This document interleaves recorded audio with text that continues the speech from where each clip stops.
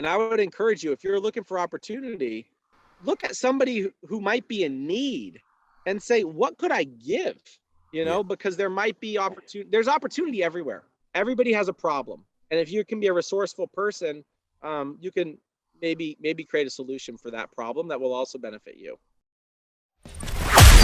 Welcome to the Creating Wealth Podcast, where Kyle Curtin takes you on an extraordinary journey alongside renowned multifamily real estate experts from every corner of the United States. We teach you how to harness the power of real estate investing and witness the transformation of your wealth building strategy. Let's create wealth together. What's up, guys? Welcome to episode 85 of the Creating Wealth Podcast. Today, we have the great pleasure of chatting with Riley Knox, an absolutely incredible Central Maine-based investor, as well as real estate agent with an unbelievable story. Riley, what's going on, my man? I'm super excited to have you on. How's everything going? Super excited to be here, Kyle. It's a great day in Central Maine. The weather's good, so that's why I'm taking the call outside. I'm always in a great mood when the weather is good. Yes. I always used to make fun of people who are always talking about the weather. But now I would say that's like one of the things that I do now with my financial freedom, right? Is I always look at the weather and when it's going to be nice, I make plans to be outside in it, kind of regardless of everything else. So of course, man. It's the little things, you know what I mean? Yeah, I know, it was kind of funny. It's funny you say that, because like when you first hopped on the call, I saw like the nice blue sky behind you and like the green grass. I'm like, this dude's living his best life right now. I'm like, this is awesome. Yeah, so my office, if you call it that,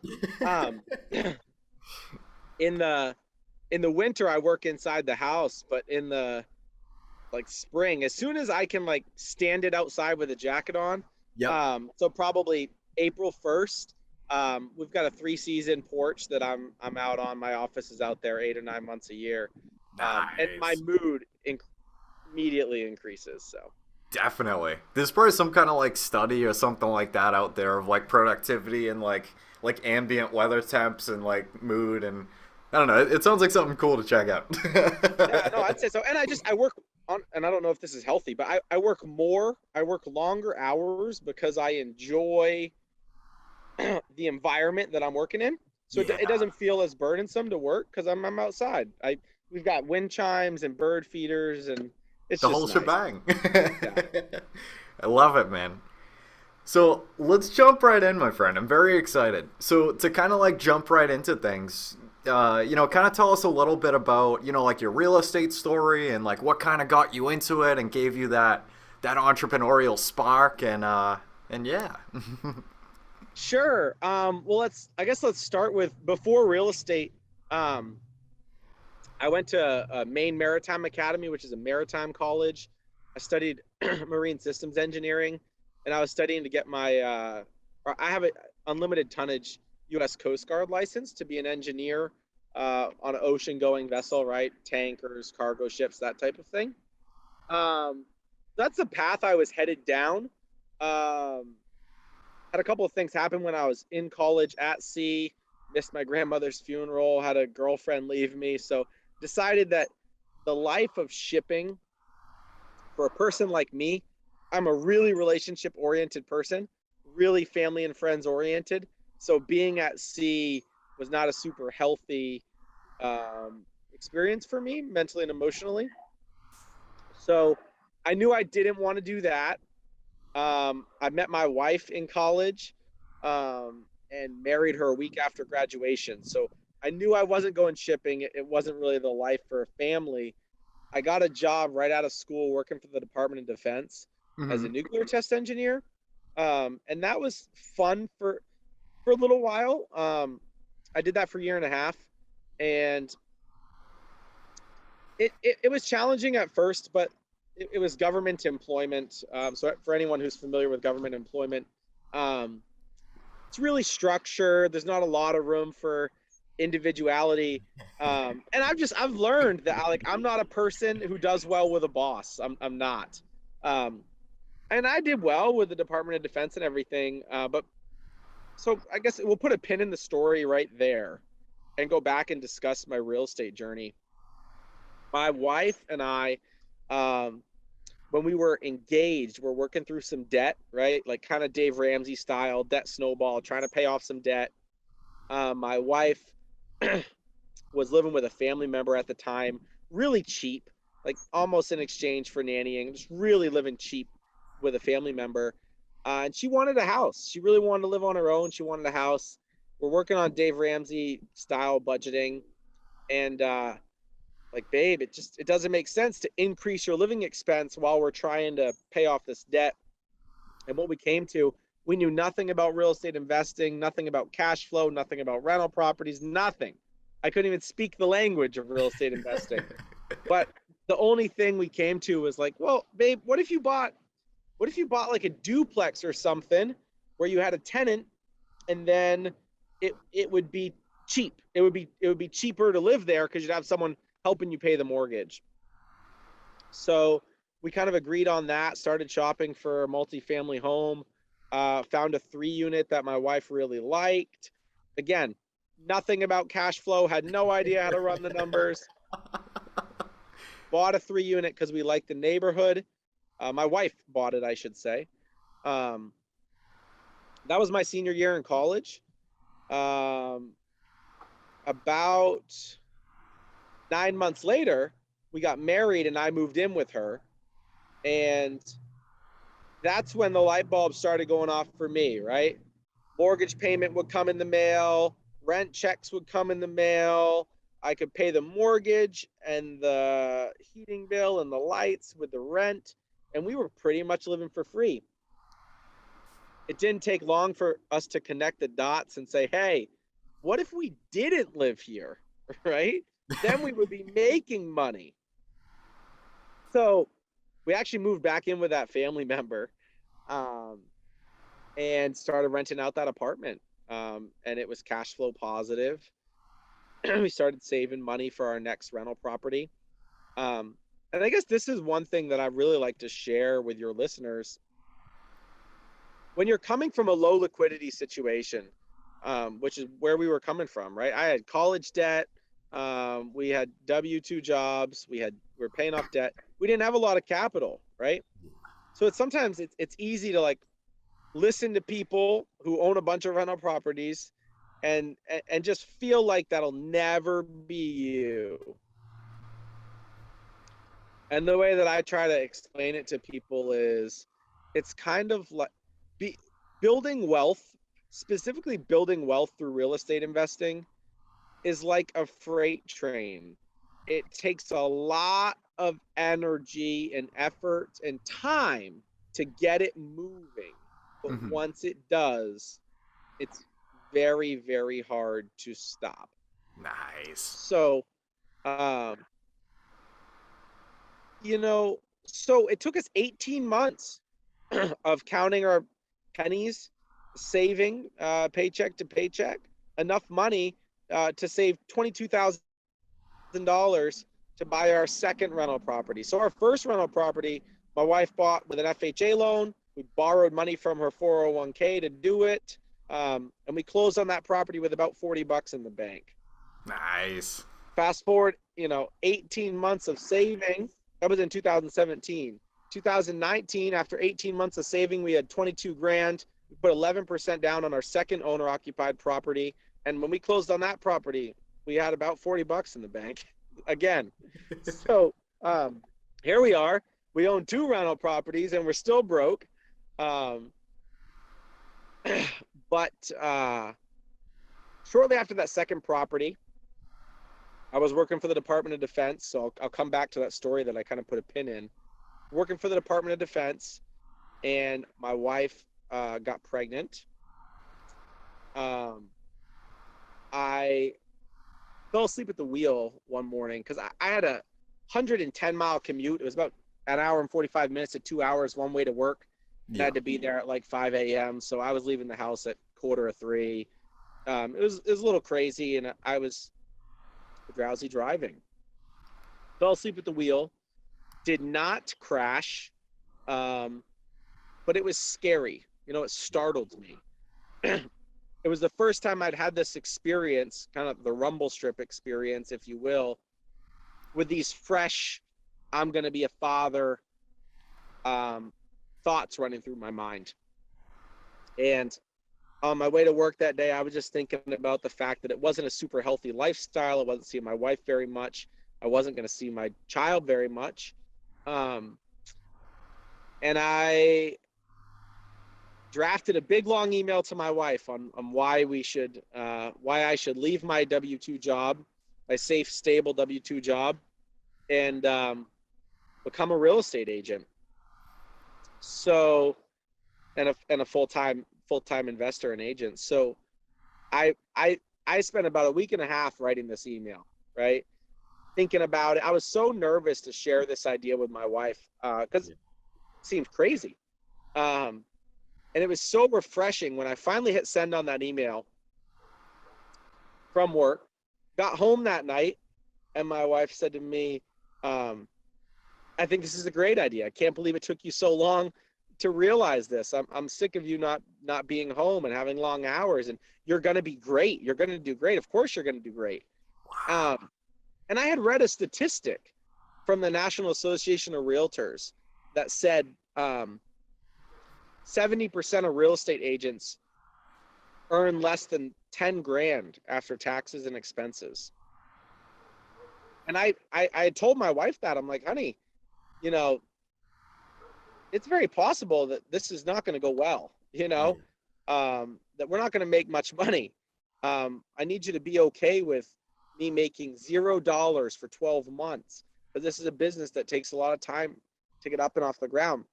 And again, my wife was so encouraging. She said, sure, 12 months, no income, we're fine. We had done the math. We knew that we could afford to live off our rental properties and my wife's nursing income. She said, sure, 12 months. But I want you to know that that statistic doesn't apply to you.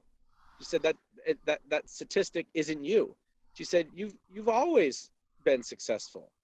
You've never been the least common denominator in anything that you've tried. So don't take on this statistic as if it applies to you, because it doesn't. You're going to do great. She kept just saying, you're going to do great. So really lots of encouragement from my wife. Got my real estate agent license in 2019, October of 2019. And in 2020, we bought 3 rental properties. 2021, we bought 3 rental properties. 2022, we've bought 1 rental property so far, and we're under contract on 2 more. So that's kind of the broad scope of how we got here. If you want to jump back into it later on, we can talk about liquidity, right? I mentioned the fact that, we didn't have a lot of liquidity when we were starting out. And, we still managed to buy 3 rental properties the year after I quit my job and 3 more the next year. So if you want to learn a little bit about how we're able to get some of that liquidity, we can jump back into that. But that's where we are today, practicing real estate agent and full-time investor. So. Wow. Yeah. That's incredible, man. Like, especially from like the angle of like, just being like super scared to kind of like, present that idea to your wife and like, what's she gonna think? Because like, that's a big deal. You know what I mean? And like if that support was gonna be there, like kind of how that idea was gonna be taken. And that's absolutely incredible, man. Like just to be able to have that like unwavering support of like, like that statistic doesn't belong to you. Like that's just a number. Like that's not you. I feel really, really fortunate in that I'm involved in a lot of investment communities, right? And a lot of times you see questions on forums and on Facebook from real estate investors saying, how do I get my spouse on board, right? Yep.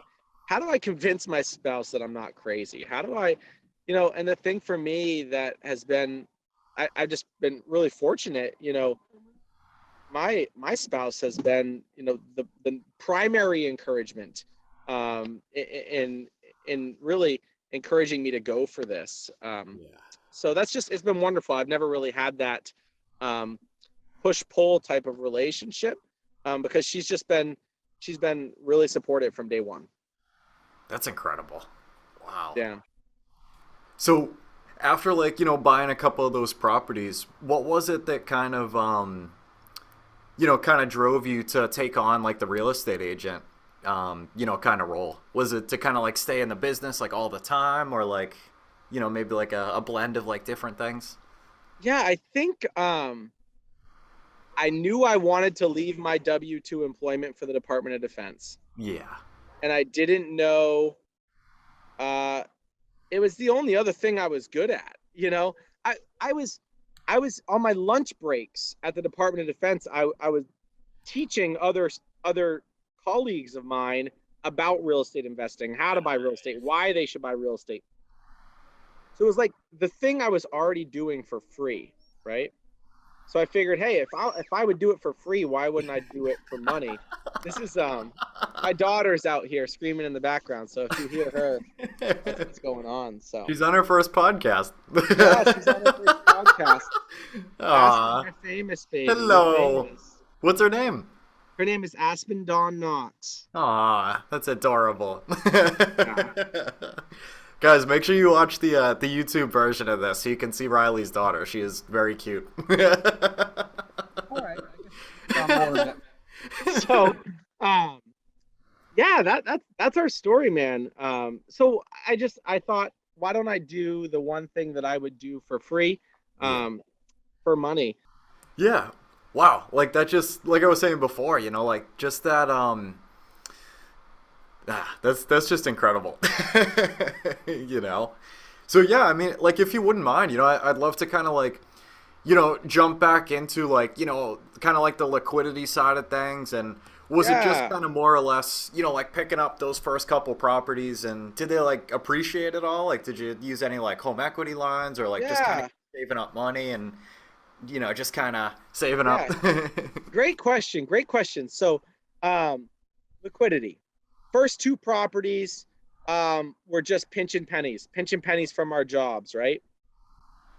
Well, then you start to get a little bit of a snowball, right? Just like the Dave Ramsey style debt snowball, the same thing works on income, right? When you're living paycheck to paycheck and you're only making exactly what you're spending, you save $0, right? Yeah. But if you can save and invest one more dollar than you earn, right? Then all of a sudden your income is out in front of your expenses. And as that grows, if you can keep your expenses fixed, it becomes a little bit exponential, right? So we've invested, like I'll give you an example. We've invested just shy of $500,000 of cash into real estate deals, right? Yeah. My wife and I have not earned $500,000 since we got married, Yeah.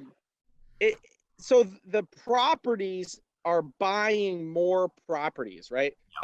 Robert Kiyosaki says, you've made it when your houses buy you houses and your cash flow buys you cash flow, right? So now saying all of that, let me backpedal a little bit and really give credit to a capital infusion event that we had that was creative. And let me preface this with saying that I don't always love to share this, and this is why.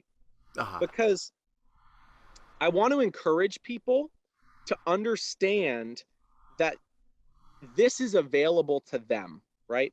That anyone with any level at all of discretionary income can create this real estate freight train of wealth building. Furthermore, someone with no capital can also build this wealth machine. So I'm going to share a story with you about an opportunity that we had that some people may interpret this by saying, he got a lucky break. I don't have a lucky break. Therefore, it's not possible for me. And to that, I would just say, there are opportunities all around us. So we just want to have the education and, and, and be in the position to take advantage of that opportunity. Because the reality is, there's a whole bunch of famous quotes around this, but luck comes to those who are prepared to take advantage of it, right? I believe that opportunities present themselves to everybody, and not everybody capitalizes on them, right? So anyway, I'll share my story. Shortly after we got our real estate agent license, my real estate agent license, I had some relatively quick success, as my wife had predicted, and had a pretty good first year in the business. So some of our capital came from that, right? And that's where the capital came from to purchase our third property, which was a 3-unit in Augusta. It was a great property. We ended up demoing completely one of the units down to the studs. That was a whole nother learning experience. But while we were under contract for that property, my grandfather's over here in a lawn chair laughing at me because he was around for that demo that I told him would take 30 days. It took 6 months. So while we're under contract for our third property, we had moved out of our second investment property, right? I skipped a few details. My wife was pregnant, and that's why I quit my W-2 job. Unfortunately, she miscarried that child about 2 days before my last day at work. So that kind of threw a whole new turmoil. You know, there's trauma, there's grieving, and I also course corrected my life to prepare to be a father, and now we're no longer going down that road. You know, we've had the miscarriage, so that was a bit of turmoil. So we go down to Florida. We had moved out of that apartment, and we were actually house sitting for my grandparents, who were snowbirding in Florida for the first time. And we weren't very good house sitters because they invited us to come down to Florida, and we went down, right? And my grandfather ran across a man probably 20 or 25 years ago that explained to him that he sold his house and got to continue to live in it, right? And this really intrigued my grandfather. What had happened with this other man was somebody bought his home and gave him a life estate to continue to live there, right? The man was older, and the person buying his home was completely content to just buy it now, but not have rights to it until after the seller died. So this man had shared this story with my grandfather, and for the last 20 years, my grandfather has been telling people, somebody buy my house and let me live in it. Somebody buy my house and let me live in it, right? You can buy the house, but it comes with me. And he had already offered the house to his 3 children, my mother and her 2 siblings. And he had already kind of offered it to them, right? Nobody was really interested. And he was offering to sell the house at a discount, and nobody was really interested, right? Yeah. So at this point, we're living in the house with my grandparents, but they're in Florida snowbirding. We're house sitting for them. So I go down to Florida and with my wife, and we hang out with my grandparents down there. And I had a conversation with my grandfather. I'm like, so what do you really want? What are you trying to do? And my grandmother pipes up and says, I want to die in this house. I want to live here till the day I die, and that's what I want. Okay, fair enough, right? Her position was very clear. Her goal was very clear. My grandfather said, well, they're on Social Security, fixed income, right? The house is paid off, but you know, there's no discretionary income there to do things like fix the roof, fix the septic. Even paying the taxes can be really stressful, right? So, you know, he's like, look, we can't really afford the house long term. There's repairs and maintenance. These things are going to come up. We're not going to have the money for it. But we like the house and we want to live here. We want to live here forever. And he said, I want 60 grand. There's a trailer for sale down here in Florida next to our friends for $35,000. I want to buy that. And I'd like to have another $5 grand to buy a car if mine dies for some reason, right? And, some discretionary income. I said, really? And they said, and of course, the house comes with us. I mean, we're staying, so whatever you got to do to figure that out, we're not leaving, but we'll sell the house. So I ended up saying, well, how about 40? I'll give you 40 grand for the house. You can keep the lot next door, the lot you actually see behind me right here, right? It's just a building lot. It's probably worth 40 grand. So I said, you keep that. I'll give you 40 grand for the house. So what we ended up doing, and the only reason we were able to capitalize on this opportunity, right, is because we have a business that invests money and generates really good returns through rental properties, right? So we bought the house for we actually bought the house for about $200,000, right? Then my grandparents turned around after closing and just gave us the 160 back, right? So we go from here, a pretty low liquidity situation to a pretty high liquidity situation. Now I've got 160 grand of cash. My wife and I have purchased a home that we live in. We also live in it with my grandparents. So we're a multi-generational family and we have this liquidity. Now I had done out the math and the house was going to cost me taxes, mortgage, insurance, repairs, heat, electricity. It's going to cost me about 14 grand a year to own the home, right? So we took this 160 grand. We bought a few more rental properties and generated about $50,000 a year in cash flow. So now we have a house. My grandparents have financial security for the rest of their life. I mean, they're pretty much on payroll, right? They have attached themselves to us financially. We've got a business that has created a cash flow positive situation. Plus, we increased our cash flow position by about 35 grand a year in cash flow, right? So, and I really want to take a minute to just explain why this works. Yeah. My grandparents had a problem. They didn't have enough money to continue to repair their home. They had an asset, their home. They didn't want to sell the asset because they need the asset, right? So they had a problem. They also didn't have the education or the knowledge to figure out how to invest their equity and live off of it, right? I had a solution. I have a business. I understand how to invest money. So we were able to truly create a win-win situation. My grandparents have financial security for the rest of their lives.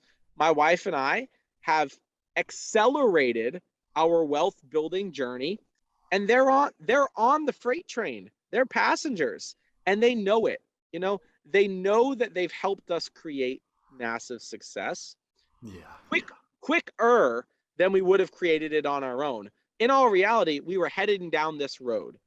This deal with my grandparents gave us a 2-year boost, maybe, in getting the train moving, like rocket fuel, if you will.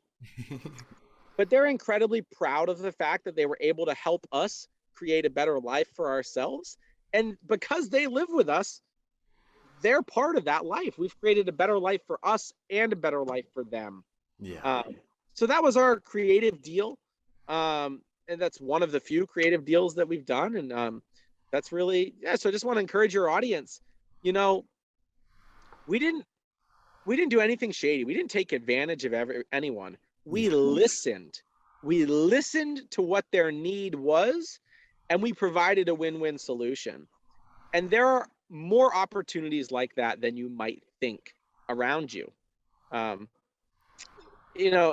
most of us, when we look for opportunity, we look towards rich people and we say, what can I get? Right. And I would encourage you, if you're looking for opportunity, look at somebody who might be in need and say, what could I give? Because there might be opportunity. There's opportunity everywhere. Everybody has a problem. And if you can be a resourceful person, you can maybe create a solution for that problem that will also benefit you. I love that so much, man. That's beautiful. No, seriously, just to be able to provide, like a solution like that, like you said, it was like beyond a win-win situation for everybody. And it's like you created something that's, just going to keep growing for generations and generations. And like literally everybody won. And like, that's something that truly. I mean, before we did this deal, we had a couple of rental properties, but we were broke and they were broke, right? And now we are wealthier and they are wealthier. So it truly is a win-win situation. Yeah. 100%, man. And like, that's something that I love about real estate too, man, is like that type of thing is like so possible. Like you said, like the opportunity is always out there. You know what I mean? Like, it's kind of like just a matter of being able to kind of recognize it as it comes and just be able to take action on it and, you know, just kind of like respond to it, you know, and just kind of like act on it. I heard something last week that I'll just share. Somebody was sharing with me. Actually, you know who it was? It was Ryan Serhant that was sharing. Nice. And he was saying, when you listen to someone, a lot of times people have a tendency to listen to reply, right?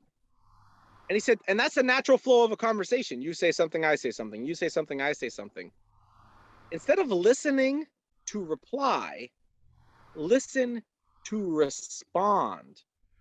It's a subtle difference. Yeah. It's a subtle difference, but if you will listen to respond, you'll have richer relationships and you'll find more opportunities.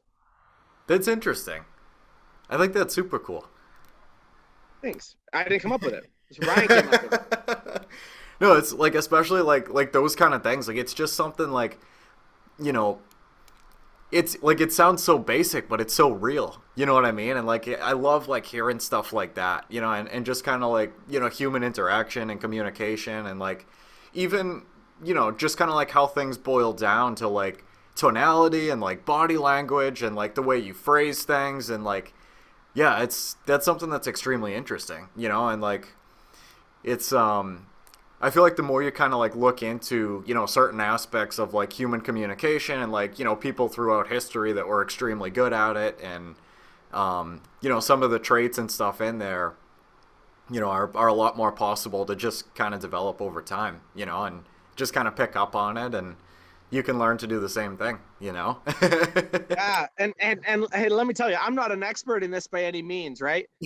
This is one situation in my life where being a good listener really worked out well. I got a long way to go, and I think we all do. So you're right, and that's the fun part, you know.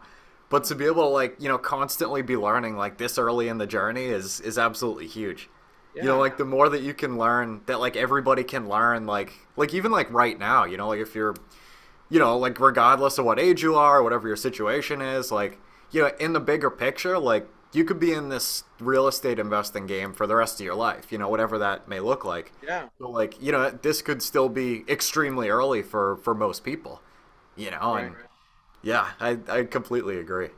And it rolls over to the real estate agency business, you know. It would be easy to just think like, oh, how can I get a sale? What can I do to sell a house? I got to sell a house. I got to sell a house. That's ultimately what I get paid from, right? Is selling houses. Yeah. But I've kind of taken a completely different approach, and I've said, how can I teach people how to make wise real estate decisions, whether that's their single family home or their multifamily investment property? How can I just educate and share and listen and solve problems for people? And, you know, that's done my business really well. Yeah. And I've lost deals, you know, I've lost deals, and I've let clients go because it was more beneficial for them to work with another agent or work somewhere else. And I think that doing the right thing and listening to other people has a tendency to work itself out better in the end. I definitely agree.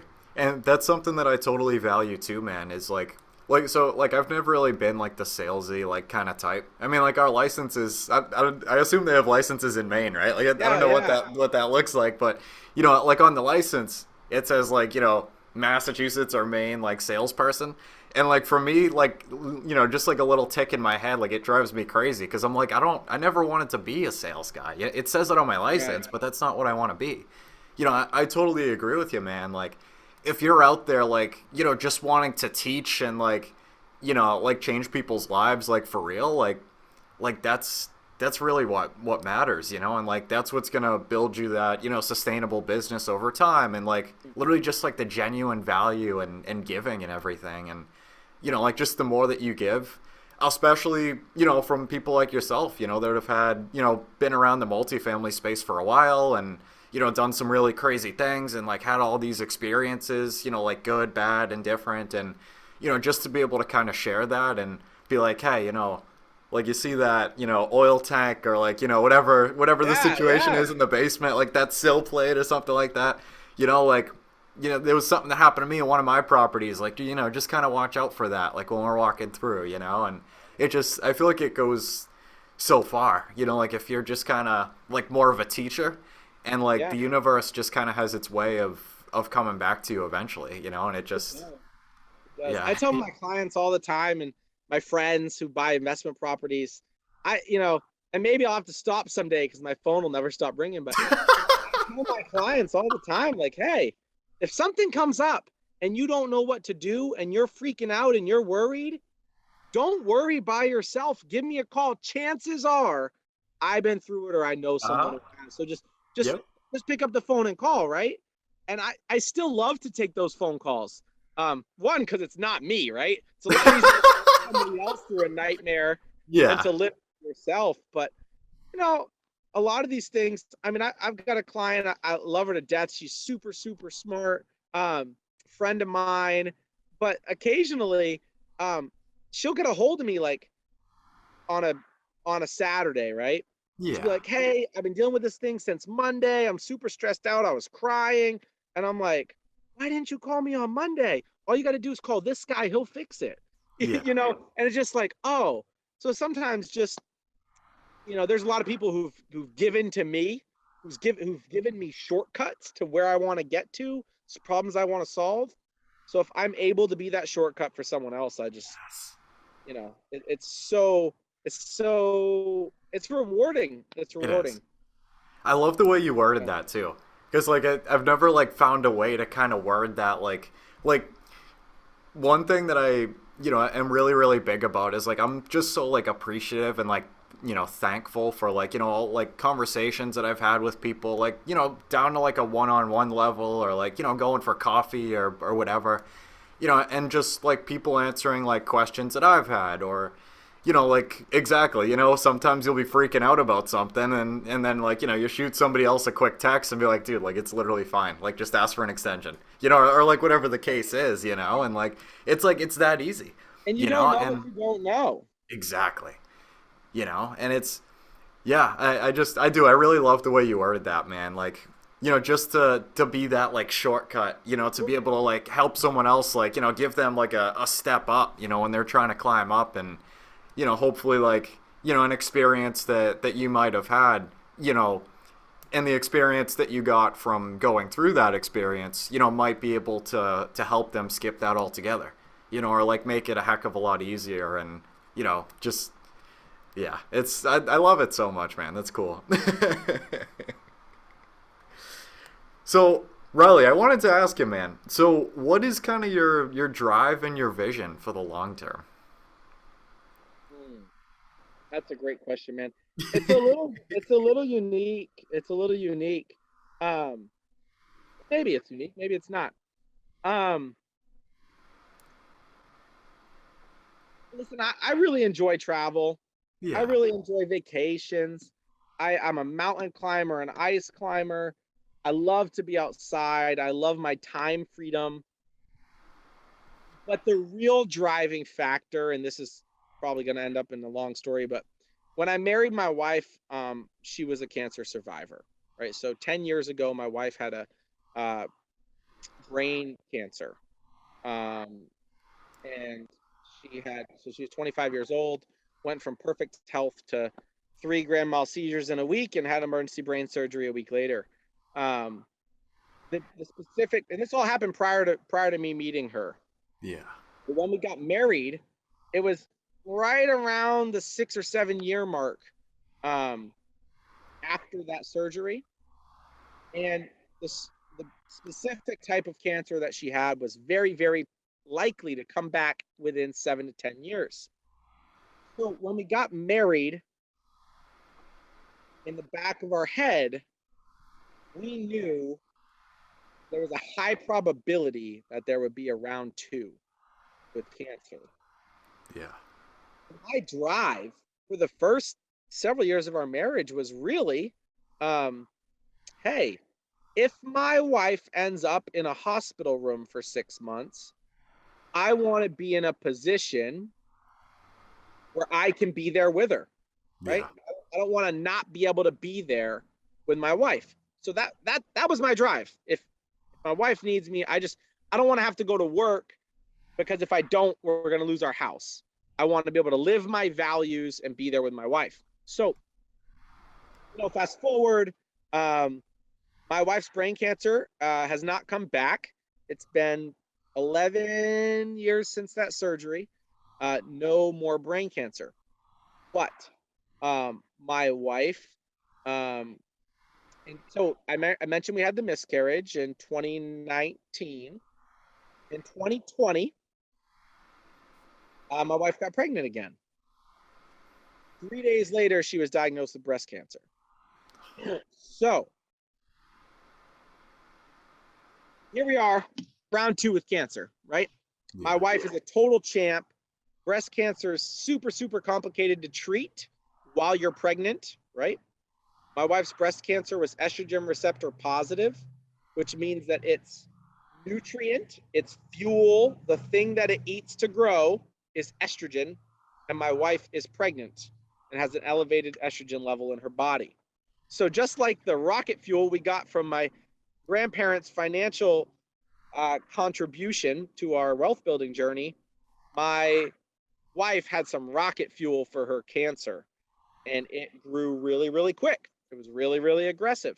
Anyway, we had this specialist, great medical team, oncology, phenomenal doctors. My wife decides we're definitely having the baby. That's non-negotiable. Yeah. Even though it's risky, we're definitely having the baby. And she'll take her chances with the cancer, right? So we do this treatment. And my wife's on chemotherapy her whole pregnancy. And hard to say whether it was a complication of the chemotherapy or another natural reason, but my wife delivered our daughter at 28 weeks instead of 40 weeks in a very emergent fashion. She had an emergency C-section. It was very scary. Our baby was 2 pounds, so about half the size of this water bottle when she was born. Yeah. And we were immediately rushed to the neonatal ICU in Portland, Maine. We spent 67 days there with our daughter. And when you get there, if for anyone who's never been to a NICU or been around a premature baby, or one of the things they tell you, you say, what can I do? What can I do? Right? Well, you can't feed your baby because it's getting fed through tubes and machines. So they tell you, a lot of the research shows that the best thing for premature babies is skin to skin contact with their parents.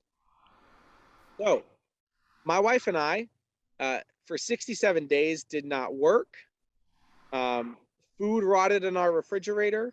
Our car was left, on the side of the road or in a parking lot somewhere. And our entire life came to a halt. Now, my wife still had to go back and forth to chemotherapy, radiation, etc.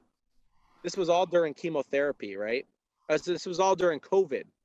So during COVID, if we leave the hospital and we get exposed to COVID-19, we can't come back and visit our baby for 14 days. So my parents quarantined with us. And for 67 days, the only people I saw were my parents, and my wife saw her oncology team, right? And we held that baby for 7 to 14 hours a day for 67 days. We got to live our values. And what I mean by that is my value, as is most people's, was to be there for my family when they needed me the most. Yeah. And I got to live that value without compromise. Unfortunately, for some people, there is a conflict between their value and their reality, right? Um, if you're not in a financial position and you don't have any passive income, right? Um, and you don't have any savings, when that happens to you, um, if you don't go to work, you might come home from the hospital with a baby, but no home. You might be homeless when you come home from the hospital, right? So there's a lot of good people, and we met a lot of good people in the NICU, good fathers, good mothers, had to work. They had to work to pay for their home, to pay for their food for their other 3 children, right? They just had to work. That was their reality. And I'm so thankful that we've been fortunate enough and blessed enough. There were people in our lives. Relationship capital is a real thing. There were people in our lives who poured into us, both financially and emotionally and spiritually. They fed us, they housed us, they cleaned our house, they got my car. But you asked what drives me. I was asked a question last weekend at a conference. What is the the peak experience of your life to date? And I've done a lot of really cool stuff, right? Yeah. I've been on road trips, I've been all over the country, I've climbed mountains, I've skied competitively. The peak experience of my life has been that when my family needed me the most, I was able to be there without compromise. That's what drives me. My wife, fast forward, right? I'll tell you guys the end of the story. My baby's healthy, right? My baby came home from the NICU. She's thriving. You just saw her, right? She's thriving. She's adorable. Best baby you ever seen in your life. And my wife is not currently battling cancer, right? They might say that she's in remission. That might be a word that they would use. Hasn't explicitly been used for us yet. But the reality is this. My wife's had cancer twice in a decade. Chances are there'll be a round 3 at some point in our life. And when that day comes, we will be ready. We'll be ready financially. We'll be ready emotionally. We'll be ready spiritually. We have a lot of faith in God, and He has seen us through many journeys, many times. If round 3 is in our future, we'll fight that fight. But outside of a cancer diagnosis, stuff's gonna happen. My parents are gonna die. My grandparents are gonna die. Her parents are gonna die, right? We're gonna have friends that go through the loss of children, divorces, medical situations, depression. Yeah. And when the people that I love need me, I want to be there. That's me. That's my drive. Now we use our financial independence and our resources and our freedom for a lot of other things too. For fun, for venture, for exploration, for education. But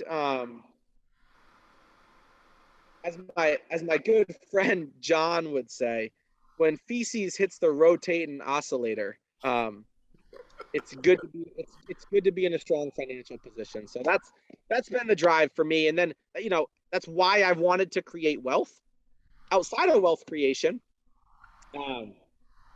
Just helping other people, helping individuals expand their reality from, I mentioned we had no idea what real estate investing was, right? My wife grew up below the poverty line. I grew up lower middle class, probably, maybe middle class. And I didn't know some of these opportunities were out there, like a job, for example, right? I always thought that people worked for 40 years, put 5 to 10% of their income in a 401k, and retired at 58 or 63 or however old you have to be to get Social Security. Yep. That's what I thought, right?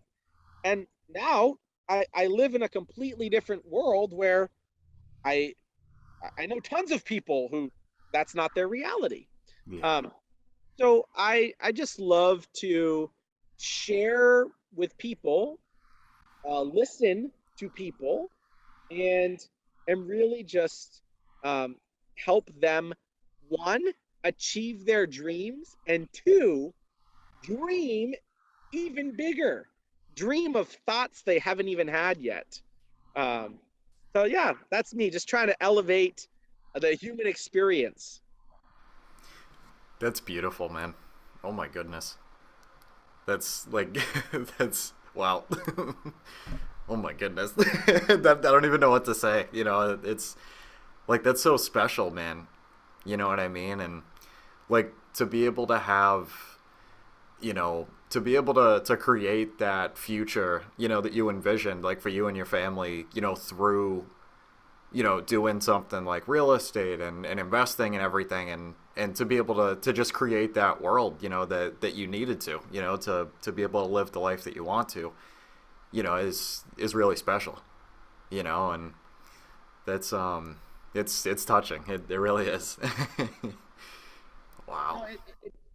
it's still humbling to me.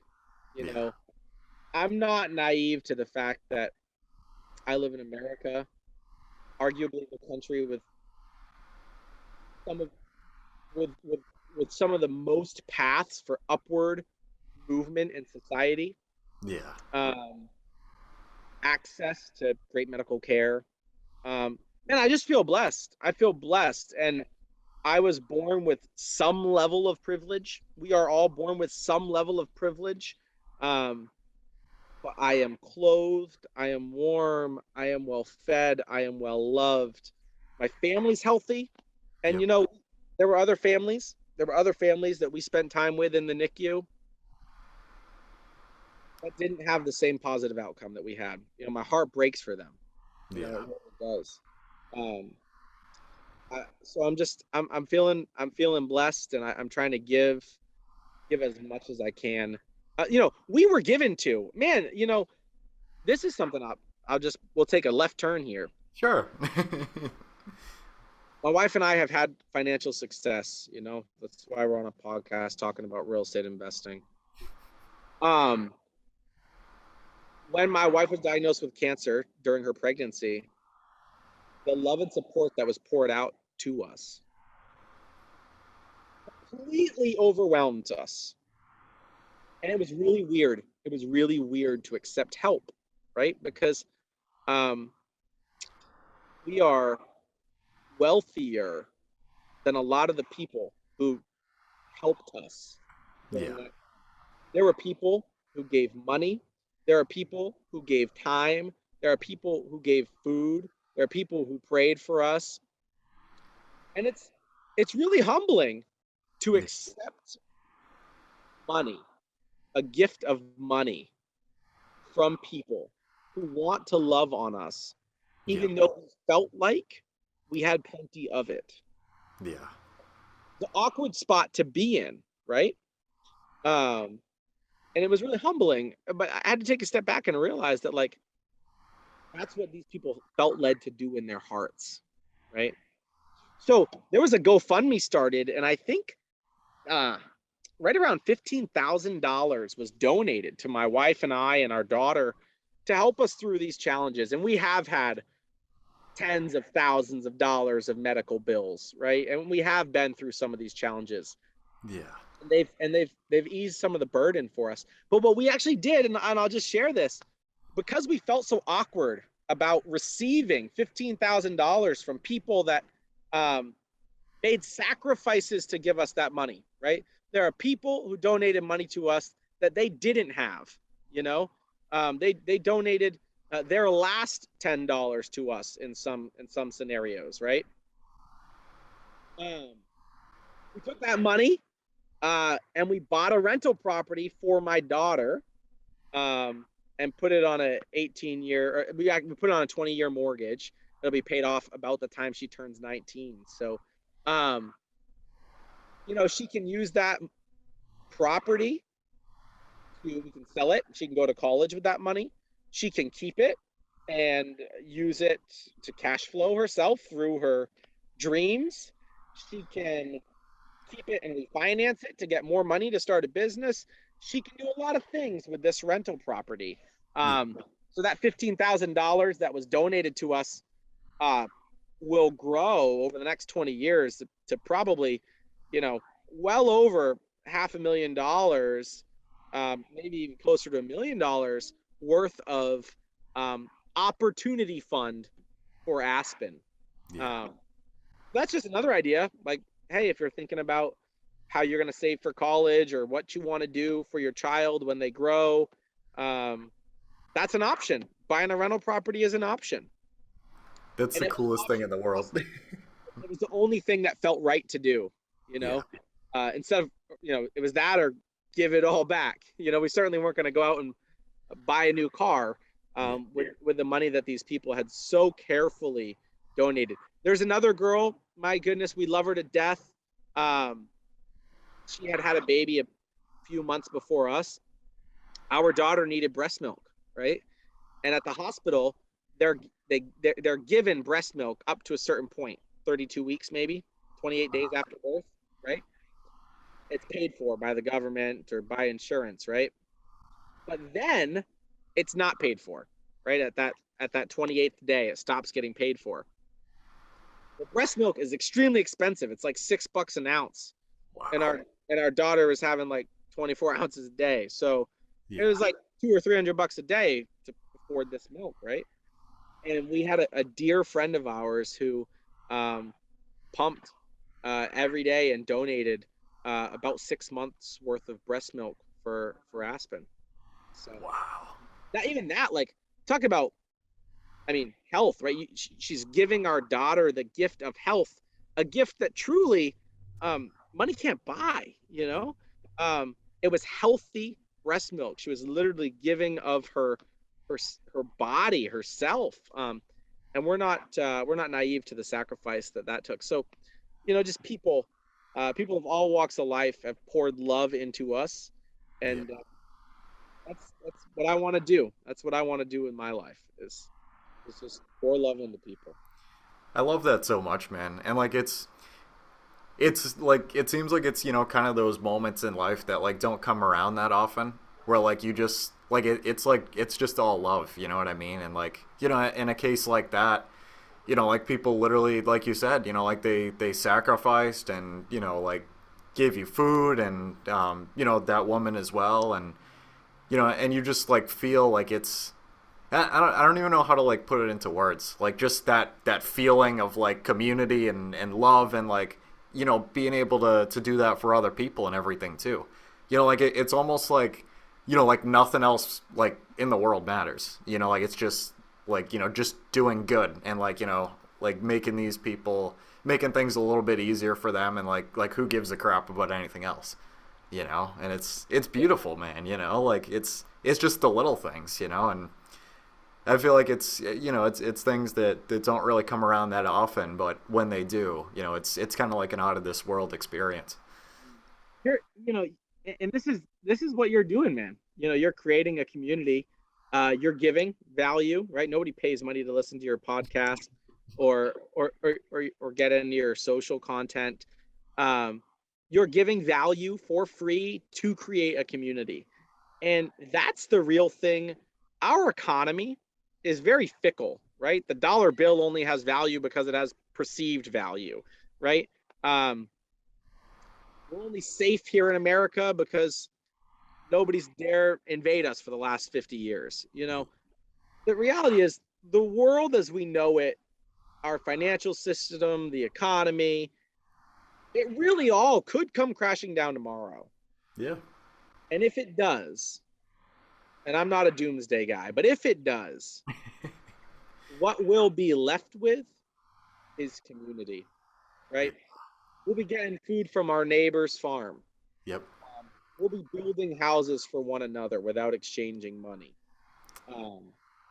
That's the reality of community. Community is so important to me. The reality is relationship capital is a real thing.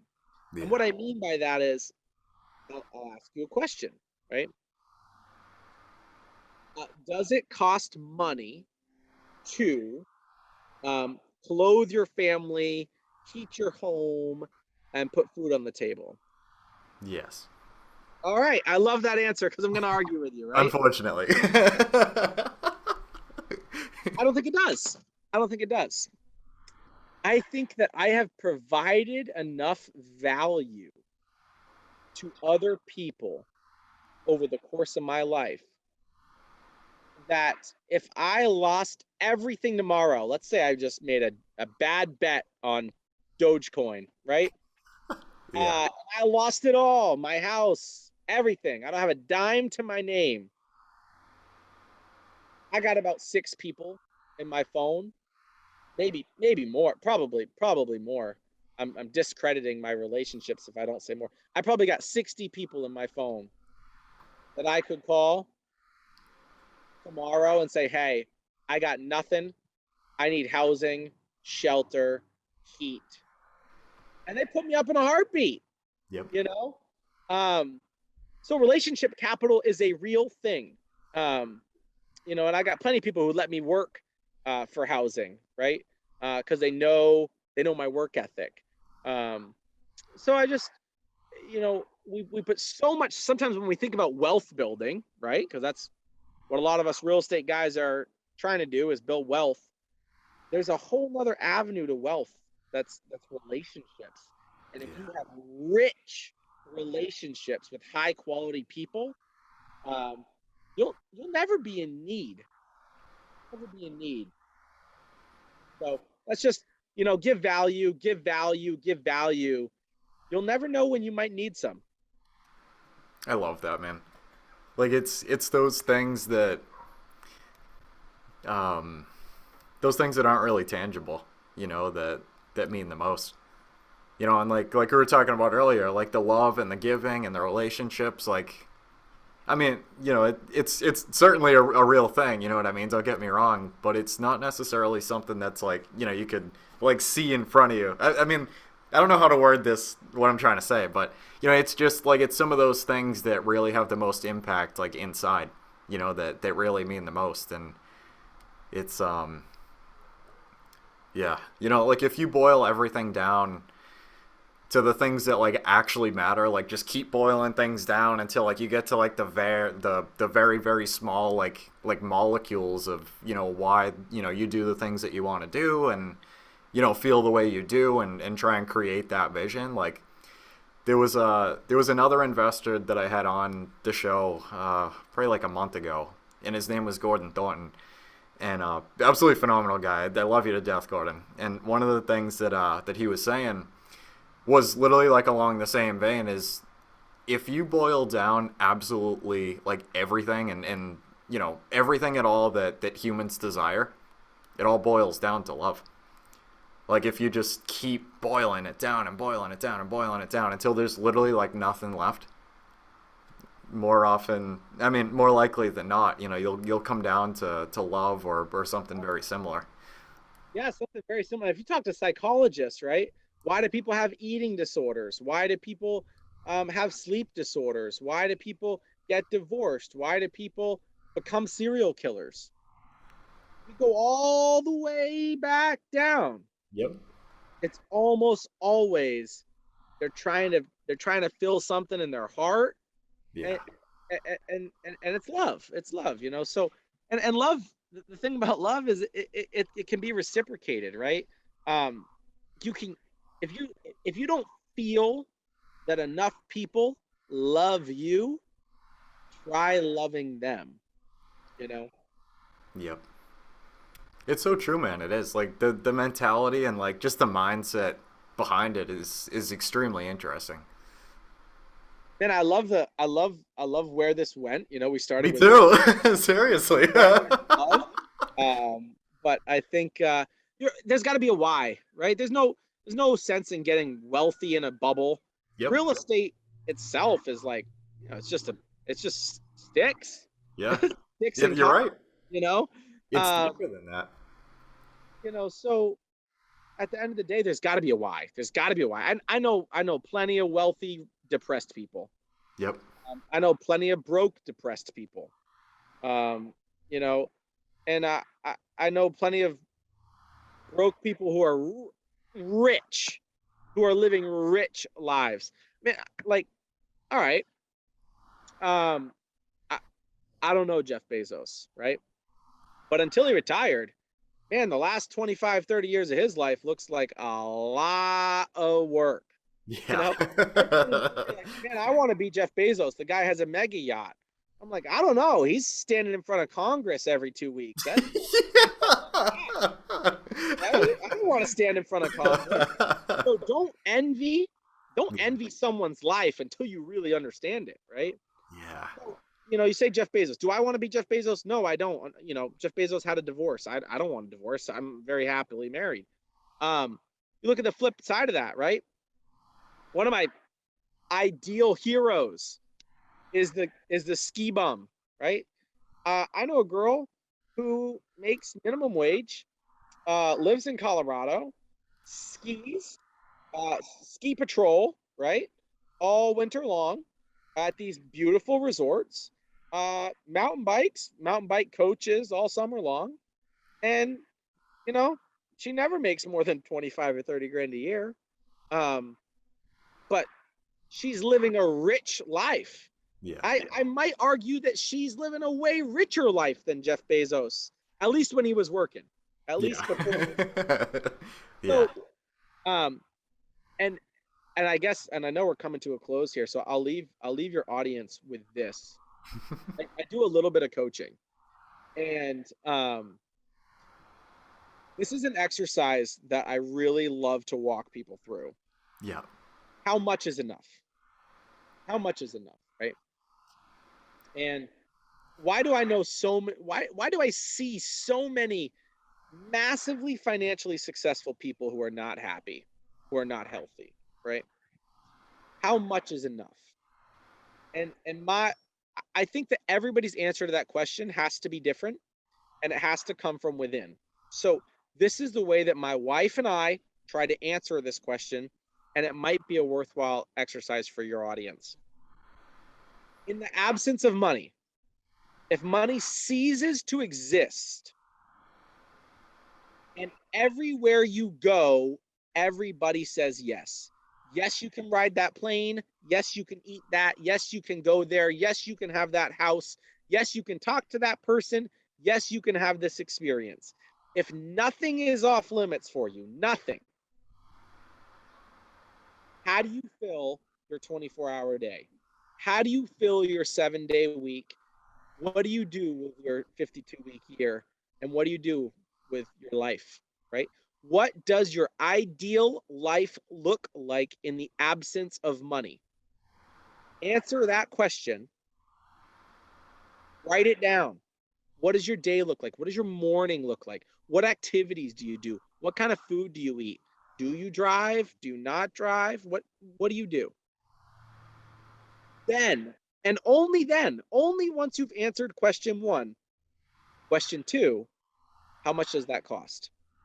Then just start adding up dollars and cents, right? And what we did, my wife and I thought like, oh, we need to have $100 million before we'll be like, we have $100 million, we'll be happy, right?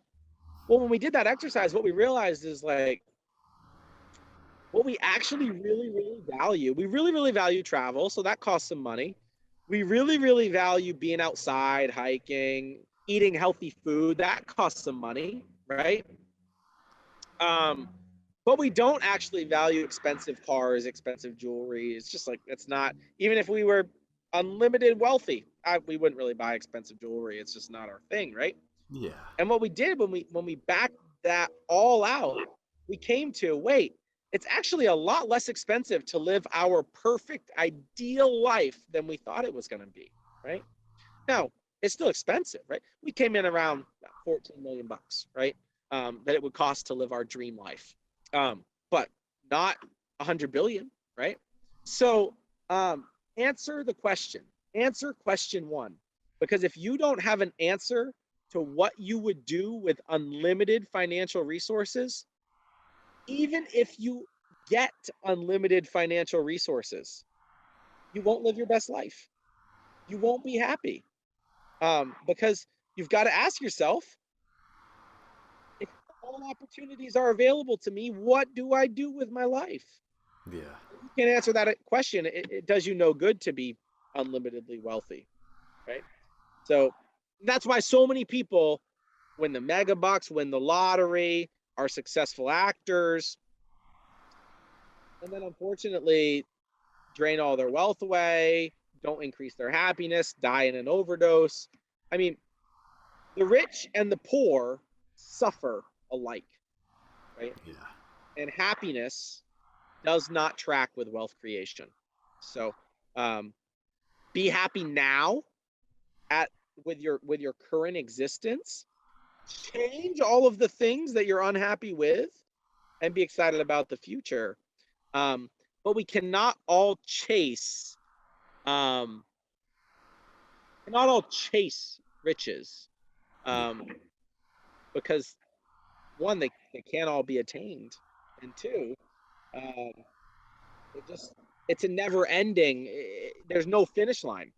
There's no finish line. Yeah. So I would just I read a book recently called The Gap in the Gain, and it talks about happiness. If you believe that happiness has to be chased, it's like the horizon in the desert. The closer you get, the farther it moves, right? So you've got to determine in your heart how to be happy today. And one of the best ways to do that is to look back, right? Rather than looking forward at all the things that are missing from your life, look backwards at all the things that you have. When I was born, I was naked, hungry, cold, presumably, right? And only had one relationship in my life. One. That was with my mother, right? Yeah.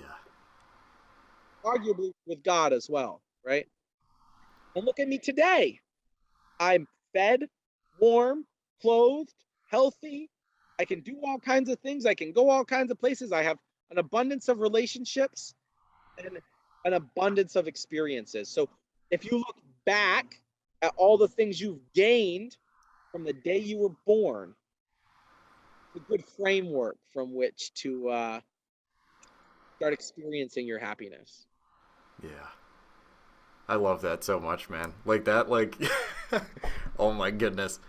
Like that hits me in such a special place right now, man. Like I got some work to do. Like that's gonna keep me up tonight. Like that past like like 20 minutes, man. Like seriously. Have you read The Gap in the Gain? I haven't. I think I've heard somebody recommend it, but I haven't checked it out. Yeah, I will though.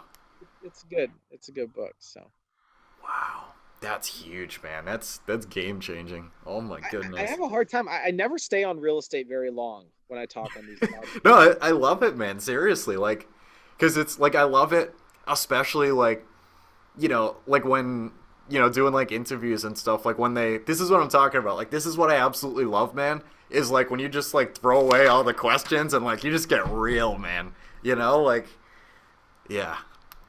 Real it's just estate like, yeah. It's just a vehicle. It's one vehicle to wealth creation, and wealth is just one vehicle to designing a lifestyle. Yep. Right? Before wealth, when people wanted a nicer home, they just went and cut down more trees. Yeah. Right? So wealth is just one vehicle, and real estate is just another vehicle to get you there. So yeah, I mean, I know people who are crushing it in crypto. I know people who are crushing it in e-commerce. And I also know people who have no financial aspirations who are also just living their best lives. Yeah. So yeah, live your best life. That's one thing that your audience can do for me is live their best life. Amen, man. Wow. So, Riley, I did want to ask you one more question, man. So, what is your favorite real estate business or like entrepreneurship, like book or podcast that you would recommend to anyone if you had to pick one? I've already plugged The Gap in the Gain. Mm-hmm. I'm gonna say Jamie Gruber has a podcast called the Tribe of Millionaires podcast. where he interviews millionaires. Nice. Millionaires who are committed to abundance in multiple areas of their life, including health, relationships, genuine contribution to the world around them, to society. So yeah, Jamie Gruber, Tribe of Millionaires, highly recommend that podcast.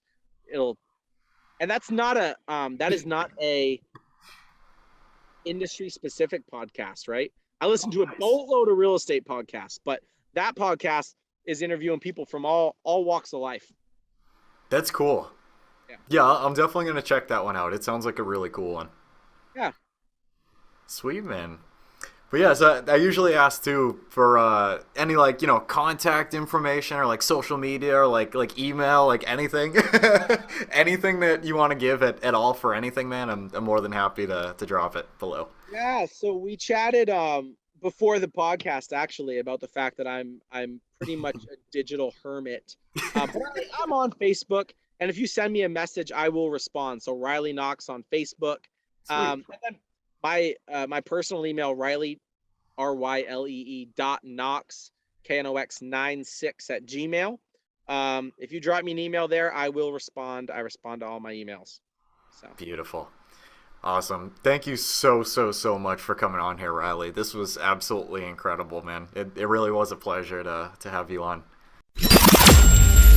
That's a wrap for today's episode.